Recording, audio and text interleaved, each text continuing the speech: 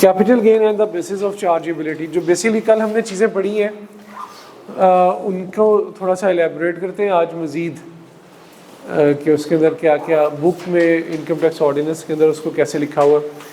तो as per the section 37 of the income tax ordinance, सबने खोली ओपन कर ली बुक।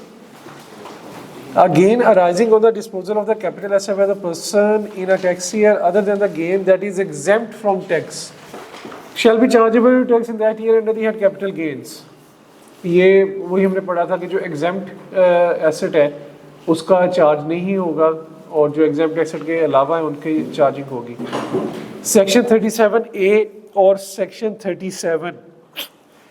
37A जो है ये सिक्योरिटीज से रिलेटेड है, इसके आगे बेशक ब्रैकेट में लिखते हैं सिक्योरिटीज।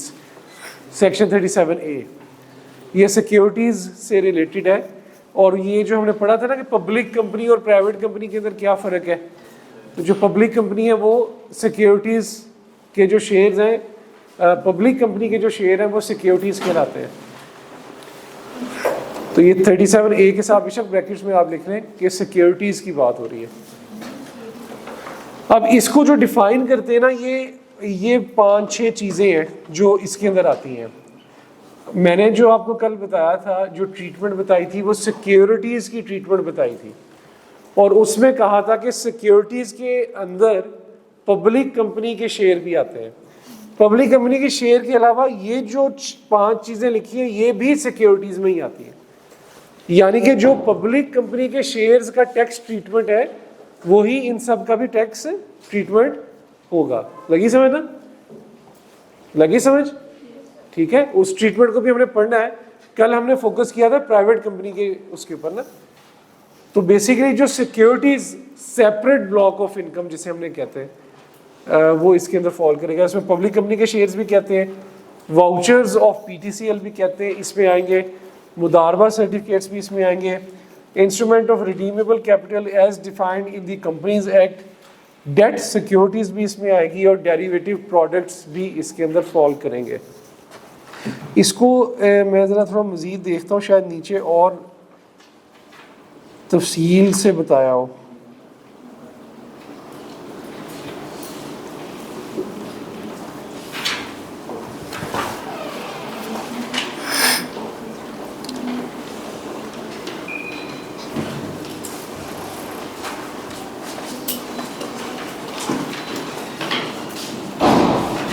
नहीं, इस बुक में ये बस इतना ही लिखा है।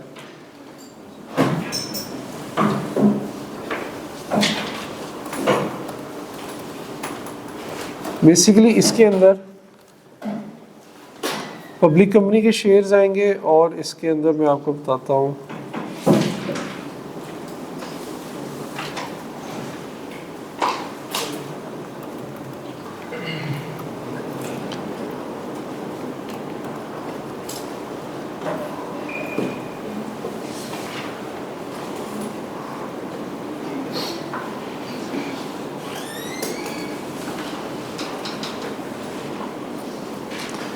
जो डेट सिक्योरिटीज है ना, इसके अंदर एक वर्ड आ रहा है डेट सिक्योरिटीज।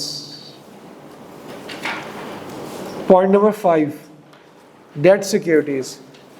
डेट सिक्योरिटीज क्या होती है इसकी डेफिनेशन तो हमारे कोर्स का हिस्सा नहीं है, ठीक है, लेकिन इसको थोड़ा सा फर्दर इलेबोरेट किया ICAP ने।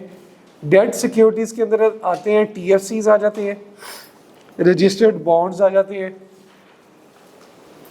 सकूक सर्टिफिकेट्स आ जाते हैं। बल्कि आप लिखे ना, ठहरे जरा, मैं आपको व्हाट्सएप कर देता हूँ।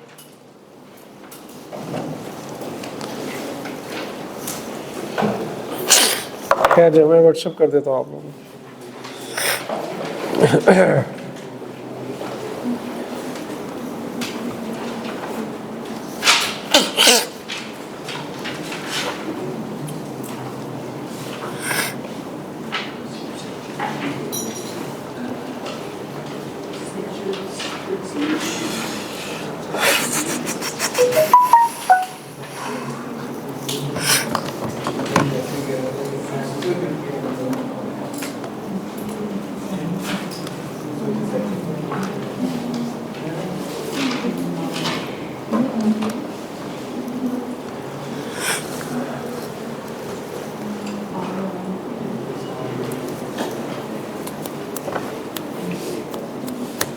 थोड़ा सा ये वेट है, ये लोड कर रहा है।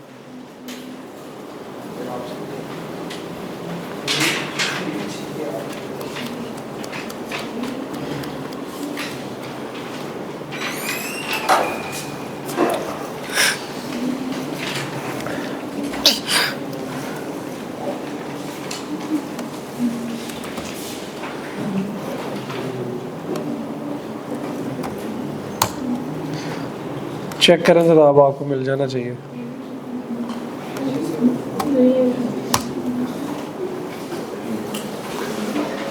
अभी भी नहीं आया बस।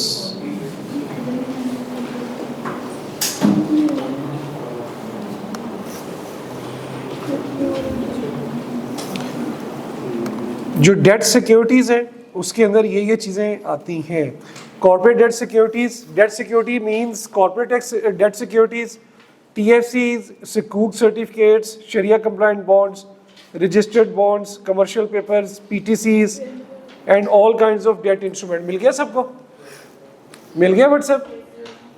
All kind of debt instruments issued by any Pakistani or foreign company or corporation registered in Pakistan, and government debt securities such as T-bills, federal investment bonds, Pakistan investment bonds, foreign currency bonds, government papers, municipal bonds, infrastructure bonds, and all kinds of debt instruments issued by the federal government, provincial government, local authorities and other statutory bodies। ये debt security में क्या क्या आता है, ठीक है, ये सारी ये चीज़ें डेट सिक्योरिटीज में आती हैं। और ये सारे किस में डील करेंगे हम? सिक्योरिटीज के अंदर, ठीक है। तो ये इनकी ईच एंड एवरी की हमें डिटेल में जाने की ज़रूरत नहीं है, ना ही इन सब की डेफिनेशंस हमारे कोर्स का हिस्सा है। बस ये आपने 3-4 दफ़ा पढ़नी है कि आपको जहन में रह जाए कि ये डेट सिक्योरिटीज़ होती हैं। नॉर्मली पेपर में आई कैप जो है वो पब्लिक कंपनी को ही टेस्ट करता है, तो जो पब्लिक कंपनी है वो सिक्योरिटीज़ में, ये तो बड़ी कॉमन सी बात है। लेकिन अगर वो कोई इनमें से भी आइटम लिख दे तो उसको भी हमने टैक्स की ट्रीटमेंट कैसे देखनी है, सेक्शन 37A के मुताबिक, वो भी आज या कल हम काफ़ी डिटेल में पढ़ेंगे उसको। तो मकसद आपको बताने का सिर्फ ये है, अपनी बुक पे वापस आ जाए, कि जो सेक्शन 37A है ये डील करता है सिक्योरिटीज़ को। जो कल हमने एक फ्लो चार्ट बनाया था उसमें सबसे लास्ट में बनाया था सिक्योरिटीज़। तो securities separate block of income है। सिक्योरिटीज़ के अंदर क्या कुछ आता है वो ये 6 चीज़ें आती हैं। पब्लिक कंपनी के शेयर्स, PTCL के वाउचर्स, मुदारबा certificates, redeemable capital, debt securities और डेरिवेटिव प्रोडक्ट। और डेट सिक्योरिटी के अंदर क्या कुछ आता है वो मैंने आपको व्हाट्सएप में भेज दिया। तो ये सारा कहाँ फॉल करेगा? इस सबको सिक्योरिटीज़ कहते हैं। और सिक्योरिटीज़ क्या है? Separate block of income. और उसकी टैक्स ट्रीटमेंट अभी हमने पढ़ी नहीं है, पढ़नी है, ठीक है। हमने अभी तक जो पढ़ी है वो किसकी पढ़ी है? प्राइवेट कंपनी की या membership of the AOP 37 simple जो है, जो नीचे लिखा हुआ है कि section 37 shares of the private company, membership card, shares in the partnership firm, immovable properties, mining rights and certain personal assets specifically categorised as capital assets such as antique. तो हमने इनकी पढ़ी है, इनमें से भी इमूवेबल की नहीं पढ़ी, वो आज पढ़ेंगे इंशाल्लाह, ठीक है। माइनिंग राइट्स की भी डेफिनेशन हमारे कोर्स का हिस्सा नहीं है, ये एज इट इज़ ही देख लें आप, कोई इसमें इसकी इन डेप्थ में जाने की ज़रूरत नहीं है। जो इन डेप्थ में चीज़ों की ज़रूरत है that is private company shares and shares in a partnership firm. और पार्टनरशिप फर्म को भी ज़्यादा नहीं पूछता, वो प्राइवेट कंपनी के शेयर्स को पूछता है। इनको बस ज़हन नशीन में करने की ज़रूरत है कि अगर उसने माइनिंग राइट्स पूछ लिया तो उसका ट्रीटमेंट आपने सेक्शन 37 के मुताबिक करना, ना कि 37A के मुताबिक, ठीक है। क्लियर है भाई? कोई कंफ्यूजन तो नहीं अभी तक? आगे चलता है।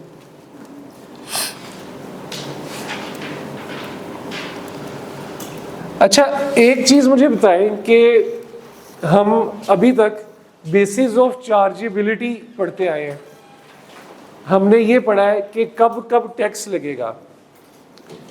हमने पहले पढ़ा इनकम फ्रॉम प्रॉपर्टी, उसके अंदर हमने पढ़ा कि जो रेंट अक्रू हो जाए या रिसीव हो जाए, रिसीवेबल हो या रिसीव्ड हो, तो हमने उस पर टैक्स लगा देना। इट मीन्स के अक्रूवल बेसिस पे टैक्स लगता है। इनकम फ्रॉम अदर सोर्स में हमने क्या पढ़ा था, रिसीट बेसिस पे। इसमें क्या है, इनकम फ्रॉम कैपिटल गेन में।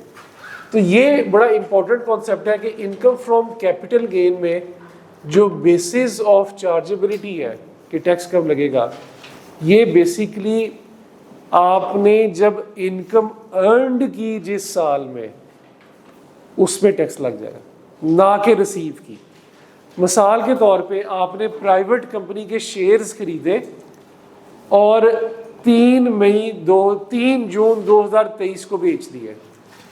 पहले यकम कर लें, यकम जून 2023 को आपने प्राइवेट कंपनी के शेयर्स बेच दिए, डिस्पोज कर दिए। तो ये कौन सा टैक्स ईयर है, 24 कैसे बना, 30 जून 23 में खत्म होना है ना, तो ये 23 बन गया। पैसे आपको मिले हैं 15 जुलाई 2023 में।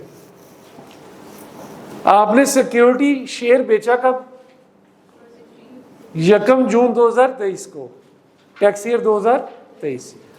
और ये कौन सा टैक्स ईयर बना, 2024। बेचा अब और पैसे कब मिले, 24। तो इनकम पे टैक्स कब लगेगा, 23 पे।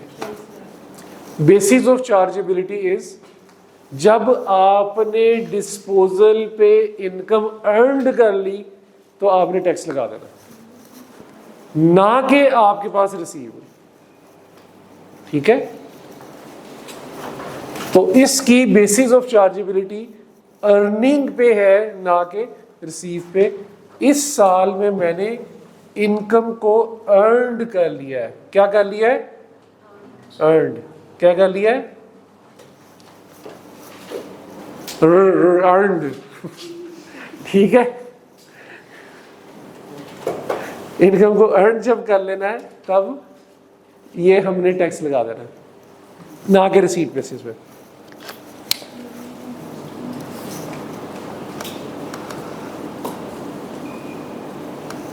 तो कैश बेशक 2024 में आया है, टैक्स हमारा 23 में लग जाएगा। तो ये कॉन्सेप्ट बड़ा इंपॉर्टेंट है, इसको याद रखिएगा। बल्कि लिख लें अपनी बुक्स के ऊपर इसके कहीं पे, ऐसी जगह पे जहाँ पे दोबारा कभी नजर ना आए।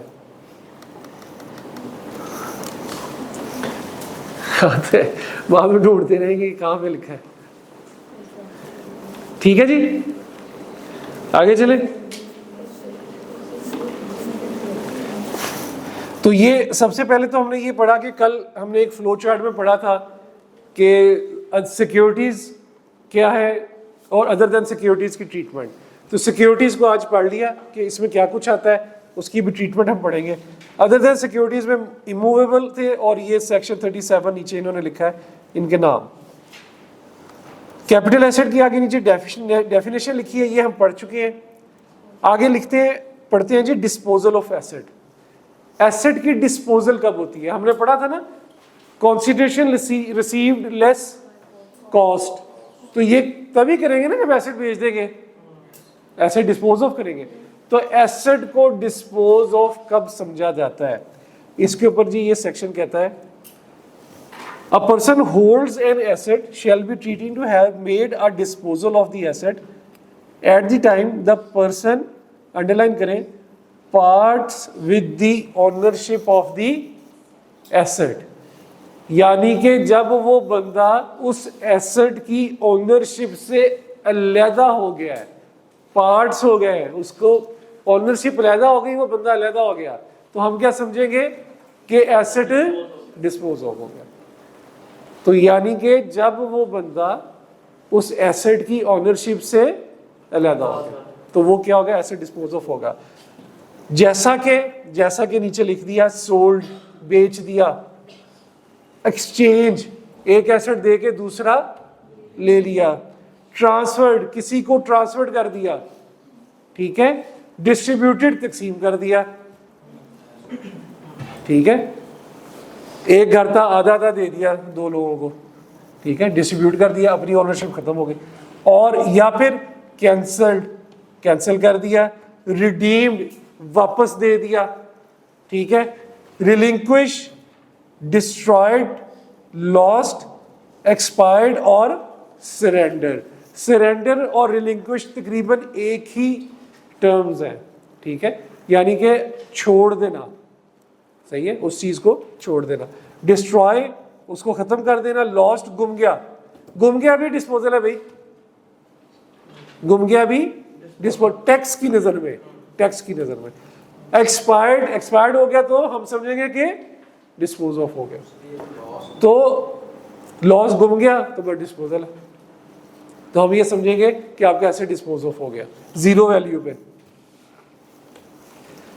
तो लॉ के मुताबिक एसेट की डिस्पोजल इन केसेस में कभी भी हो सकती है। आज से पहले हमें ये पता था कि एसेट बेचेगा ही तो डिस्पोज ऑफ कंसिडर होगा, ऐसे ही है ना, लेकिन ये पढ़ने के बाद पता चला कि नहीं भाई ऐसे नहीं है, हमारी तो आंखें खुल गई। The transmission of an asset by succession, ये भी बड़ा इंटरेस्टिंग पॉइंट है।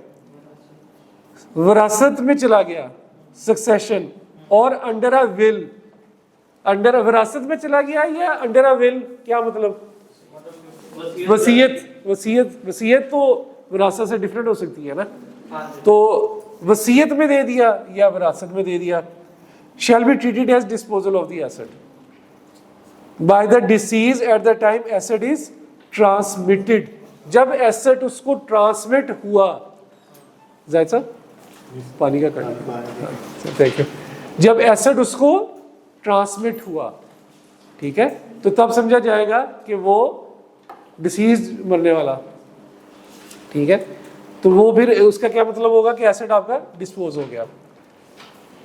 अगला पॉइंट बड़ा ही इंपॉर्टेंट पॉइंट है और आईकैप ने 12 दफा टेस्ट किया हुआ है, 12 दफा। अगला पॉइंट इसके ऊपर लिख लें, important. Application of a business asset to a personal use shall be treated as a disposal of the asset by the owner of the asset at the time his asset is so applied। आपके office के अंदर AC लगा हुआ था, ठीक है, आपके घर में ड्राइंग रूम में एसी नहीं लगा हुआ था, सही है, आपने ड्राइंग रूम के लिए एसी लेना था, तो घर वालों ने मशवरा दिया कि ऑफिस के अंदर जो एक्स्ट्रा एसी लगा है वो उठा के किधर ले आओ, ड्राइंग रूम में। तो ऑफिस की चीज, ऑफिस का एसेट घर में इस्तेमाल होने लग गया पर्सनल यूज में, तो बिजनेस के लिए वो एसेट क्या हो गया, डिस्पोज ऑफ हो गया, सही है। ऑफिस में कार थी, वो घर में एज ए पर्सनल तौर पे ले आया, तो ऑफिस की नजर में वो क्या हो गई, डिस्पोज ऑफ, ठीक है। तो कोई भी, और ये कब होगा, जब वो the owner of the eight the time asset is so applied, जब वो घर आएगा, ठीक है, जब वो घर आएगा। Where a business has discarded और cease to be used in business it shall be treated to have been disposed of. या फिर आपने अगर बिजनेस एसेट का इस्तेमाल रोक दिया, ठीक है, तो हम क्या समझेंगे कि ये क्या हो गया, डिस्पोज ऑफ। उसका अपने यूज के लिए कर ले तो ऊपर परमानेंटली अपने यूज के लिए रख ले तो यही बात बताइए ऊपर। अब ऑफिस का एसी उठा के घर आ गया तो ऑफिस वाले घर तो नहीं ना आएंगे, परमानेंटली घर में ही इस्तेमाल होगा। गाड़ी भी परमानेंटली हमारे इस्तेमाल में आ जाएगी। अभी उसको, इस बात को नीचे थोड़ा सा जाके और मजीद डिफाइन किया हुआ है, उसको भी देख लेते हैं, ठीक है। अच्छा, अगली बात ही कि where a business asset discarded और cease to be use in business. एक ऐसी मशीनरी थी, ठीक है, हम कोई प्रिंटिंग का काम करते थे और प्रिंटिंग के अंदर कोई एक स्पेसिफिक डिज़ाइन बनाते थे, वो डिज़ाइन बनाना ही छोड़ दिया, तो वो मशीन क्या आ जाएगी, सीज टू बी यूज्ड, ठीक है। तो इसका क्या मतलब है कि वो मशीन क्या हो जाएगी, disposed, ceases to be used in business. A disposal shall include the disposal of a part of an asset. Disposal का मतलब ये नहीं होता कि पूरा एसेट हो सकता है उसका कुछ हिस्सा भी, कोई मशीन का कोई हिस्सा भी डिस्पोज ऑफ कर दिया हो। It is important to note that business asset mean an asset held wholly और partially for use in a business including stock in trade and a depreciable asset. ये आपके सवाल का जवाब है। अगर एक गाड़ी कुछ बिजनेस के टाइम में इस्तेमाल हो रही थी और कभी शाम के टाइम घर आ जाती थी, तो वो क्या होगा? बिजनेस एसेट होगा। पर्सनल एसेट वो कब कंसीडर होगा? Means N asset held Holi for personal use. जब वो गाड़ी उठ के परमानेंटली घर आ गई तो तब वो क्या हो जाएगी? पर्सनल, और तब उसकी डिस्पोजल बुक करेंगे। ठीक है, लगी समझ? अगर वो पार्शली यूज हो रही थी बिजनेस के लिए और पार्शली यूज हो रही थी घर के लिए, तो वो बिजनेस एसेट ही है। वो पर्सनल एसेट में तब कन्वर्ट होगा जब वो बिल्कुल 100% पर्सनल यूज में आ रही है। सुबह के टाइम भी पर्सनल यूज में आ रही है। मतलब अगर हमारा सीजनल बिजनेस है तो एक सीजन में जो है हम हमारे बिजनेस एसेट यूज नहीं हो रहे, वो हम पर्सनल यूज में कर लें, तब भी वो बिजनेस एसेट नहीं, आप सीजनल बिजनेस 3 महीने फिर गाड़ी 100% अपने इस्तेमाल में रखेंगे तो वो डिस्पोजल डालेंगे, दोबारा फिर गाड़ी उधर देंगे। वो मतलब टोटली बिजनेस एसेट है वो। चले देख लेते हैं ऐसा कोई सवाल आता है तो। फिलहाल कॉन्सेप्ट इसके ऊपर बेस रखें कि अगर वो 100% इस्तेमाल हो रही है बिजनेस यूज में, पर्सनल यूज में, तो पर्सनल एसेट है। ठीक है। Computation of gain loss on disposal of the capital asset. Gain loss की ट्रीटमेंट हमने कल पढ़ी है, थ्योरेटिकली इसको यहां से देख लेते हैं थोड़ा सा।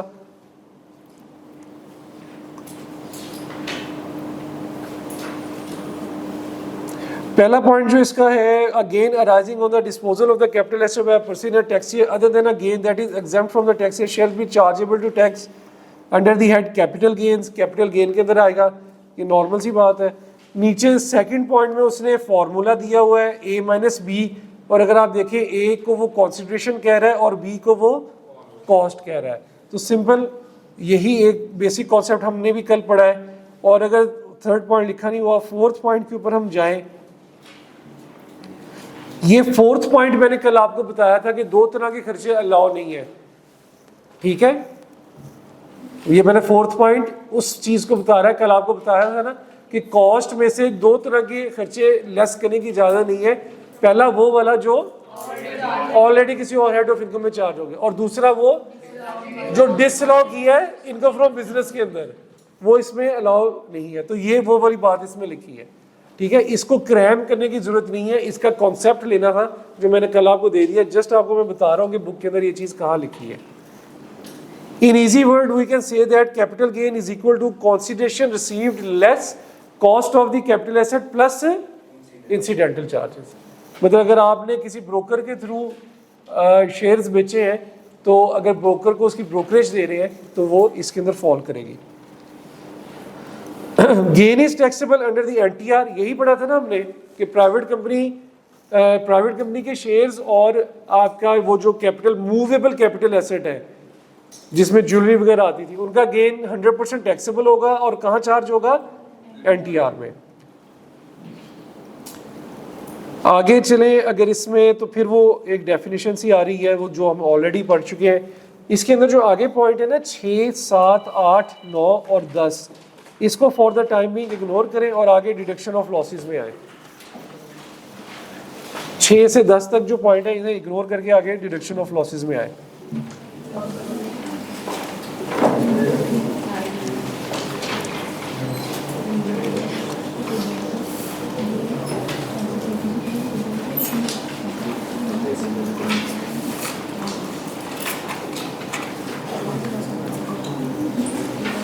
लॉस के ऊपर इस सारे के अंदर कोई नई चीज नहीं लिखी, सिवाय जो मैंने कल आपको लॉस के बारे में बताया था कि जो प्राइवेट कंपनी के शेयर्स के ऊपर लॉस होता है वो एडजस्टेबल होता है, और वो एडजस्ट किसके अगेंस्ट किया जा सकता है? प्राइवेट कंपनी के शेयर्स के अगेंस्ट ही उसे एडजस्ट किया जा सकता है। ठीक है, इसी तरह अगर एओपी की मेंबरशिप है तो वो उनका भी जो लॉस होगा आपस में एडजस्टेबल होता है। ठीक है, और दूसरी जो बात आपको मैंने बताई थी कि जो ज्वेलरी वगैरह के ऊपर लॉस है वो क्या होता है? अनएडजस्टेबल होता है, वो किसी के अगेंस्ट एडजस्ट नहीं होता। यही बात इन्होंने इसके अंदर लिखी हुई है। अगर आप देखें तो इसमें बोल्ड करके उन्होंने लिखा है पेंटिंग वगैरह के ऊपर, loss on the disposal of following capital asset shall not be deductible from capital gain but gain if any is taxable. ठीक है, आगे ट्रीटमेंट ऑफ कैपिटल लॉसेस, ये इंपॉर्टेंट है, इसको थोड़ा सा देखते हैं आज।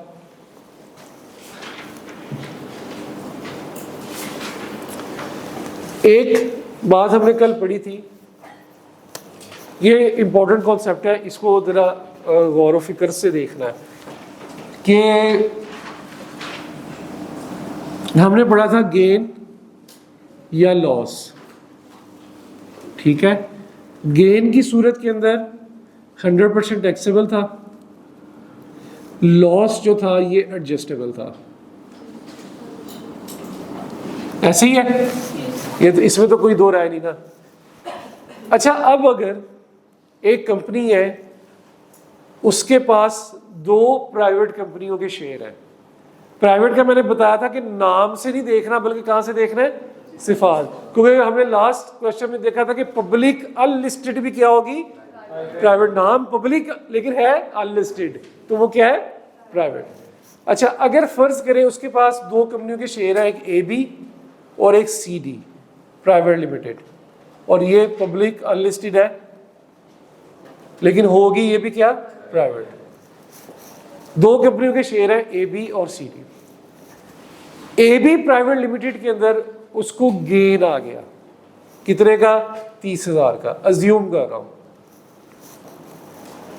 और CD private limited public unlisted के अंदर उसको लॉस आ गया 40,000 रुपए का। इसमें गेन आ गया, इसमें लॉस आ गया कितना, 40,000 का। अब हमने तो ये पढ़ा हुआ है कि जो सेक्शन 37 के अंदर चीजें फॉल करती हैं, इमूवेबल के अलावा उनके लॉस क्या होते हैं, एडजस्टेबल होते हैं। इमूवेबल के अलावा और ज्वेलरी वगैरह के अलावा, इन दो के अलावा जो लॉस क्या होगा वो एडजस्टेबल होगा। अब गेन आ गया 30,000 का, लॉस आ गया 40,000 का, एडजस्ट तो कर दिया, एक्सेस बच गया कितना, 10,000 का लॉस, एक्सेस बच गया। अब जब मैं इनकम फ्रॉम कैपिटल गेन पे जाऊंगा तो मैं यहां क्या लिखूं,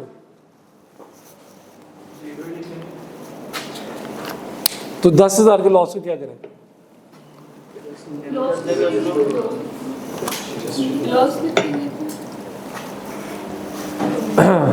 सोचे सोचे थोड़ा सा, गरारियां घुमाए जरा दिमाग की। इसका कॉन्सेप्ट ये है कि हम क्या करेंगे कि यहां तो हम नील ही लिखेंगे, यहां कभी भी नेगेटिव फिगर नहीं आएगी।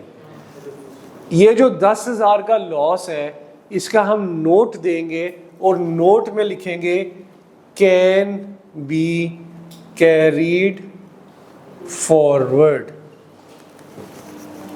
Can be carried forward. एक बात मैंने आपको बताई थी, ये किस में फॉल करता है, सेक्शन 37 किस में फॉल कर रहा है, एनटीआर में। सिक्योरिटीज किस में फॉल करती है, सेपरेट ब्लॉक, कल हमने पढ़ा था ना, ये एनटीआर में था। तो यहां का लॉस सिक्योरिटीज के गेन के साथ एडजस्ट नहीं हो सकता, और वहां का लॉस प्राइवेट कंपनी के गेन के साथ एडजस्ट नहीं हो सकता, ठीक है। लिस्टेड का सिक्योरिटीज का लॉस प्राइवेट कंपनी के शेयर्स के साथ एडजस्ट नहीं। इसका क्या मतलब हुआ, इसका लॉस तो स्टैंड अलोन ही रहेगा ना, खड़ा रहेगा, ठीक है। पहली बात, बड़े गौर से बातें सुननी है। ये तो था इनकम फ्रॉम कैपिटल गेन के अंदर, ठीक है, इनकम फ्रॉम कैपिटल गेन के अंदर, इसके अंदर की घर की कहानी बता रहा हूं कि सिक्योरिटीज में लॉस था, उस लॉस को प्राइवेट कंपनी के शेयर्स के गेन के साथ एडजस्ट नहीं कर सकते। प्राइवेट कंपनी में लॉस था, सिक्योरिटीज के गेन के साथ एडजस्ट नहीं कर सकते। घर के अंदर आप एक दूसरे के साथ एडजस्टमेंट नहीं कर सकते। इसी तरह ये जो लॉस है इसको आप इनकम फ्रॉम प्रॉपर्टी के गेन की इनकम के साथ भी एडजस्ट नहीं कर सकते। मिसाल के तौर पे ये लाख आ गई तो ऐसा भी नहीं हो सकता 10,000 को इसके साथ एडजस्ट कर दे कि यार प्रॉपर्टी पे इनकम आ रही है उसमें एडजस्ट कर दो।